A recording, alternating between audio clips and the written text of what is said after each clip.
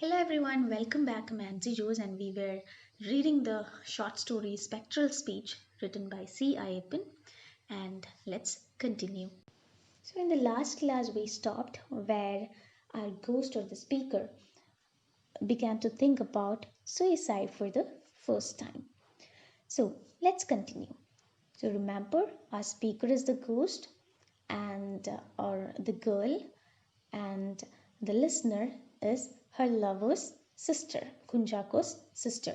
Okay, so let's continue. Everything went wrong for me, and I found no peace of mind.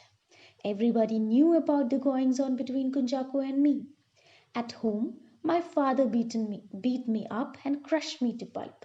See, now everyone is aware of their relationship. Everyone knows, like their society, their family members, their neighbors. Everyone knows about their relationship. And of course, there will arise problems, right? So, that happened here also. At home, my father beat me up and crushed me to pulp. And she used to get beaten up by her father because of this relationship, and that was not the only trouble she was facing. See, and at times your brother would draw me out of my house in the middle of night, and once his needs were taken care of, beat the hell out of me. See, this poor girl found no solace in her lover too. See, Kunjako also used to beaten her up. In midnight, he came to her house. He drew her out of her bed, and once his needs are taken care of, or once he is satisfied through the physical relationship and all, he also used to beat this girl. Okay, but far more intolerable were Gopi sir's antic. And who is Gopi sir? Gopi sir, see, you know, he was my neighbor, and he had given me some lessons at home since I have failed in my pre-degree English examination. He claimed he had begun to love me since then. See, another problem.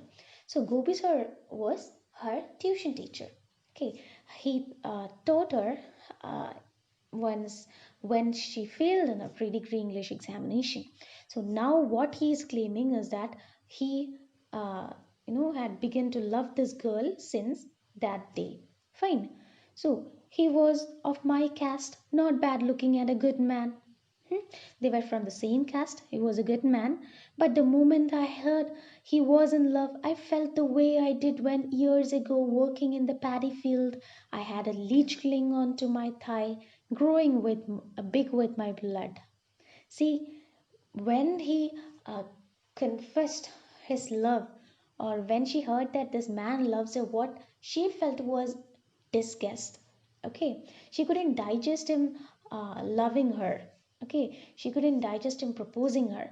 What she felt was similar to the experience when once she worked in paddy field and a leech clinged onto her skin. Okay, കുളയട്ടയില്ലേ see അത് ചോര കുടിച്ച് കാലിൽ പറ്റിക്കിടക്കുന്ന ഒരു feel, ഡിസ്കസ്റ്റ്, ആ ഒരു disgusting ഫീലാണ് ഇവിടെ ഗേളിന് തോന്നിയത്. And see, I didn't have the guts to pluck it off. So I yelled, flailing my arms and legs in utter revulsion. See, she couldn't take it off. She is feeling that creepiness right now. See, she couldn't do anything. She just yelled helplessly.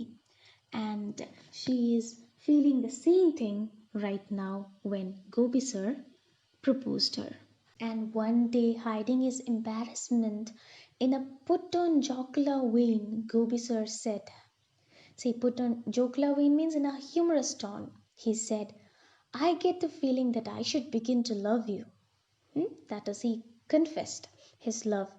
I replied quite harshly, no, don't bother. Then he said, with a touch of vengeance, that won't give you a pregnancy or anything of that kind. See, ഞാൻ നിന്നെ സ്നേഹിച്ചു എന്ന് കരുതിയിട്ട് that won't make you pregnant. I felt dazed. She felt amazed, as if I had received a blow. ഒരു അടി കിട്ടിയതുപോലെ ആള് നിന്നു. There was no way I could keep myself from telling him the truth. So I told him the truth. So I said, there is someone else. എനിക്ക് വേറെ ആളുണ്ട്. And then he replied, I know he cut me short, but that guy doesn't care two hoots for you, does he? See, നിന്നെ അവനൊന്ന് mind ആക്കുന്ന നിനക്കൊരു പുല്ലിൻ്റെ വില പോലും അവൻ തരുന്നില്ലല്ലോ. Shaken to the core, I turned and walked away in haste. She was really shook, or she was really terrified by this word, only to reach Kunjaku and ask him, do you love me? She went straight to Kunjaku and asked him, do you love me? And see his response. He spat on an alloyed cuss word and bared his teeth. See, his response was even more terrifying. He spat on his ground and bared his teeth. I broke into tears. Poor, helpless girl. She could do nothing, but she broke into tears. She started crying. Not because that was the first time he had done so with me, but because at that moment I knew he didn't love me. He used to, react in such an abusive way, even before that. But this was the moment she realized that Kunjako didn't even care a bit for her.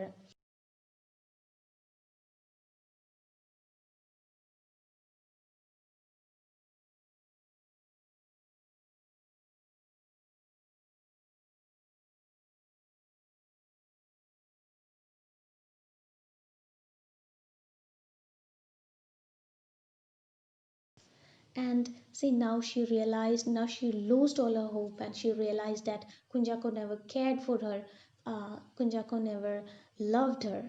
Okay, and this literally shattered her. And weeping, I had my neck caught in the nooses, that tie made for, that tie in the rope made for hanging, right? So that is finally she committed suicide. And here Gobi sir's proposal and his words, directly or indirectly led her to, this decision of taking uh, her life or ending up her life. And this is how she died, and this is the reason behind her death. So the matter of suicide is now cleared, and now the ghost is going to explain or reveal the fact about a murder that she mentioned earlier. Now let me tell you how and why your papa killed your dear brother. Okay, she is going to explain that now. Now look at the text, third line. What I'm saying is that was a good thing he did. What your father did was a good thing. Yet I could never imagine while I was still alive that someone would finish him off like that. See, I never even imagined that someone would kill him or someone would finish him like that when I was alive.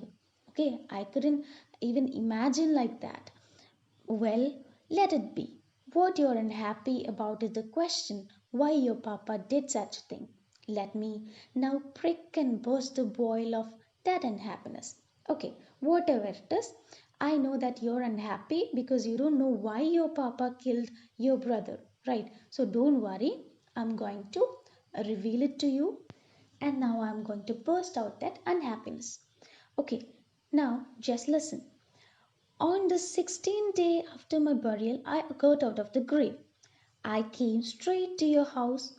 Kunjaku was not there then. See, after 16 days, I get out of my, I got out of my uh, what tomb or grave, and I came to visit your brother in your house. Okay, as a ghost, fine. And Kunjaku was not there. She must have gone off to see a late night movie. I guessed. All right, let him come back. So he might have gone to watch a movie. So I waited for him there. I was roaming around your house. See, meanwhile I came over to your room and found you sleeping in your bed without having turned off the light. So, roaming around there, I came to your room and you were sleeping then. Okay, and lights were turned on in your room. And I found it quite interesting the way you lay huddled up, hugging a pillow, your white skirt curled up, revealing your knees. And it was interesting to watch you sleep, hugging your pillow. And enter Kunjaku. And while I was watching you, Kunjaku entered that room. He had a peep into your room, probably because the light was still on. So while passing, he looked into your room, maybe because the light was turned on. He found you smiling and stood still dazed. Ha- there was a smile on your face, and he stood there amazed when he saw that smile. Then he took a quick, anxious look around and started moving in toward your bed, his eyes on your face. Then he quickly started moving towards you. He entered and he started moving towards your bed, and his eyes were fixed on your face. See, it was then that you gave a hearty laugh. See, then you laughed in your dream, laughed in your sleep. He was startled and he moved away a bit and studied the expression of your face. He was startled, he was surprised and slightly frightened. And then he moved away and looked carefully on your face. And then, heaving a sigh of relief, and with his face flaming hot, he switched off the light. Then what he did was, he made sure that you are asleep and he switched off the light. That moment a certain light pierced into me. See, then I realized that something is going wrong, or something wrong is going to happen. And then what I did was, and I gave a scream out of fear or helplessness. Realizing what was Kunjako's intention, I screamed. Okay, it shattered your sleep. See, this ghost screaming sound shattered or disturbed your sleep, and you were afraid. See, in a trice, you hugged him. Suddenly, you hugged your brother. As you got frightened, I got into your body through the fissure it created. See, it said that when you are afraid, then only spirits can enter your body. So, this girl was afraid, and through that gap, I entered your body. Then I began to laugh, and from that day onwards, I was haunting your body. This ghost was haunting this sister's body. And your papa, see, and your papa and you yourself in your wakeful moments began to cry. See, and during your conscious moments, when you were conscious, you would cry. Okay, thinking about something, you'll cry, and then your father also cried along with you. And see, the people around you were amazed, for your whole conduct and behavior were so unusual. You wouldn't leave Kunjako day or night. You honored him. You couldn't be at peace with yourself without sitting close beside him. And whenever he beat you up, the music of laughter rose on its wings in your wailing. See, and people were amazed by your behavior because you were behaving so unusual, and you would never leave Kunjako's side. When, even if it's day or even if it's night, you prefer to stay near your brother. And whenever he was not near you, you would be um, behaving very badly, or you were not at peace then. And when Kunchako used to beat you, your cry would sound like music of laughter, and the whole situation is so disturbed. And from this we can understand that, as this ghost haunted this girl from that day onwards, see, this girl is acting as if she is the lover of Kunjaku. I mean, they had, such a kind of relationship. And we know Kunjako's intention was not at all right from the beginning towards his sister, right? So he also saw her as an object only. So he also exploited that situation. He made use of that situation. That was why you were crying during your wakeful moments, and your father was also aware of these things happening in between you, and he also cried a lot. Okay, so remember, it was not this girl acting. this ghost or the speaker who entered her body was using this moment to spend her time with her lover. So we'll stop here and we'll discuss the rest in the next class. And please don't forget to add the summary of this portion in your notebook. Thank you so much.